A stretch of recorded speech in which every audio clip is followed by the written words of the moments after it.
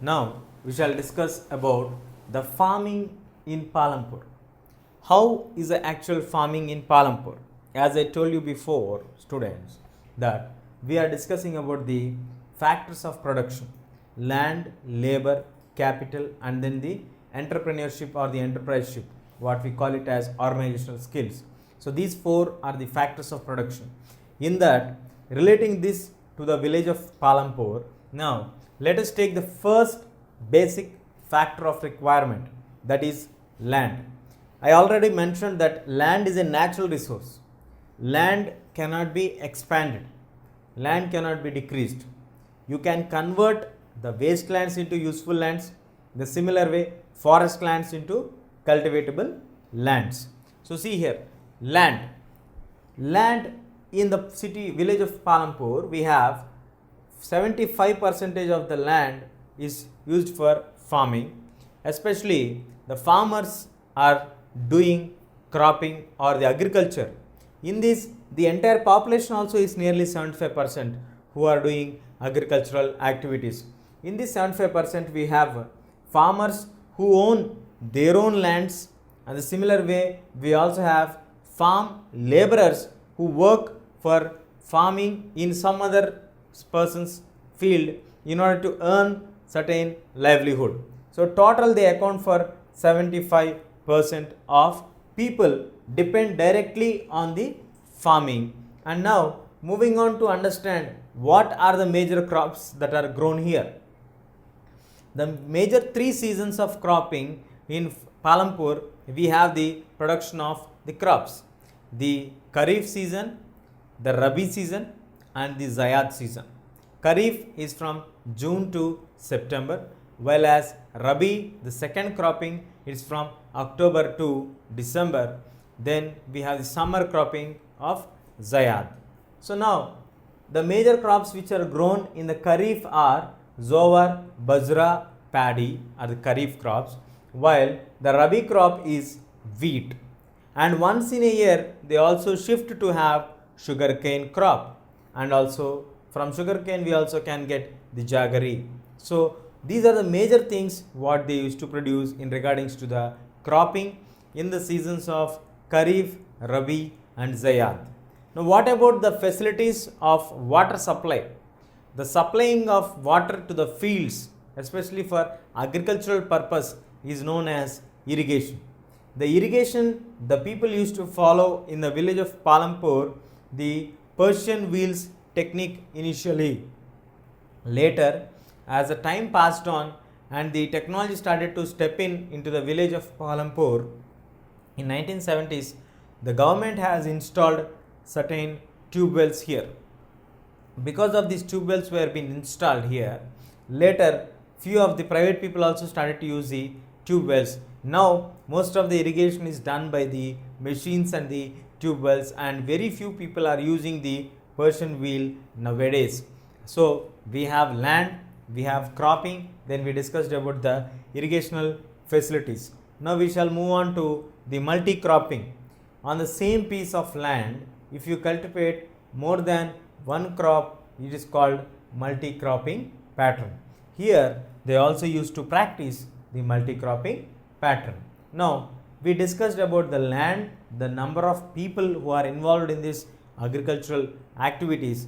Then moving on to understand the crops which are grown here, and later the facilities which are available in regards to irrigation, which is actually a larger problem for many of the lands in our country where there is no proper network of water supply to the fields.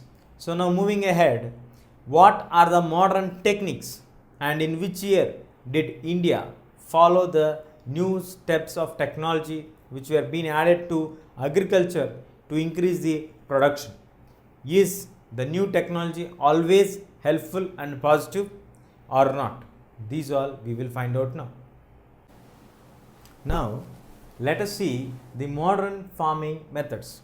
As we discussed already, the techniques which they are following in the previous part, like they have fixed land, most of the people are involved in the farming related activities. Up to 1960s in India, we have the traditional farming methods. What they used to do in the traditional methods was, in the traditional methods, they used to have the traditional seeds. These traditional seeds, what we are talking about, are requiring very less amount of water, so resulting in less irrigation, and they also use cow dung and natural manures as the fertilizers. So in the traditional methods, they used to use the traditional seeds, less water resulting in less irrigation, and for the fertilizer purpose, to fertilize the things, they used to use a cow dung and the natural manure. So most of these things they can make naturally without buying them. So automatically this traditional method is very less in terms of cost.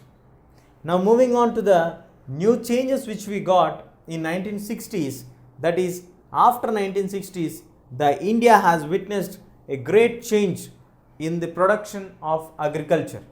The production of agriculture has become 3 to 4 times better when compared to the previous years. So what was a new technique that was brought in? The new technique that was brought in was green revolution. The green revolution is a name given to the new technology or new adaptations what we got when we started to change in 1960s. MS Swaminathan committee has recommended certain changes. So let us see what is in the green revolution. In the green revolution, first of all, we use HYV seeds. The HYV seeds stand for high yielding variety seeds. The high yielding variety seeds gives larger production, as the name itself suggests for us. The high yielding variety seeds are manufactured artificially. These are non-traditional seeds.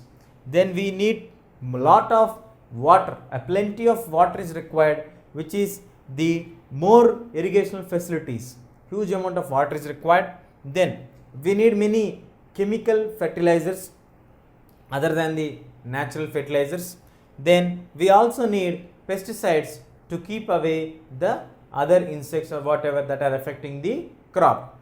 So in the green revolution, we started to utilize high yielding variety seeds, then plenty of water, chemical fertilizers and pesticides. So with the usage of these new adaptations what we brought in, so in the states of Punjab, Haryana and Uttar Pradesh, people started to use tractors and threshers which are providing the work of sowing, tilling, then threshing and all very fast, so that you can cultivate large pieces of land with very less amount of labor, which ultimately resulted in the production growth of 13,100 kgs per hectare to 3,200 kgs. This is 2.5 times larger than the previous production. Now this has brought people to get more surplus cement for them to sell in the market. So green revolution has brought an increase in a very rapid rate, where which the human beings have never thought, especially the Indian farmers who are actually following the traditional methods were completely shocked looking at the output and the production, where it generated a large revenue for them by having extra amount in surplus for them to sell it in the market. So this technology has brought a true growth for the farmers of India. Now, is this true growth at the cost of environment? Yes, many of the scientists who have studied on the consequences of this one have brought out two major negativities which are going to impact the environment on a very larger scale because of utilizing green revolution techniques. So what are those two negativities? I have given a box there so that you can remember it very clearly. First of all, when we are using high yielding variety seeds and plenty of water, here we need to understand that along with these two, we are also utilizing many chemicals which are going directly into the soil, and from the soil it percolates inside and goes into the land. So now the soil fertility is in trouble, because natural manure adds the fertility of the soil, whereas the chemicals will deactivate the fertility of the soil. They reduce the fertility of the soil here. So the soil fertility is in trouble, and the next worrying factor for us is the underground water usage levels have increased a lot. Here, when we mention plenty of water in comparison to traditional seeds where we have less amount of water required, so in the plenty of water itself, it clearly reveals for us that lot of the underground water resources which we have under the water levels, for making the underground water level table to grow, it takes many years. To increase the soil fertility also, it takes many years. But as we are using them in very quick and very fast manner, it automatically results for us to the reduction of the underground water levels, as well as the fertility of the soil is going down completely. So these two, in order to rebuild them, it takes many years, but we are spoiling them in a very short span of time. That is a major cause of worry because of the green revolution techniques by the many of the experts. If you like this video, please give a thumbs up. Please subscribe to our channel to get more videos on CBSE syllabus.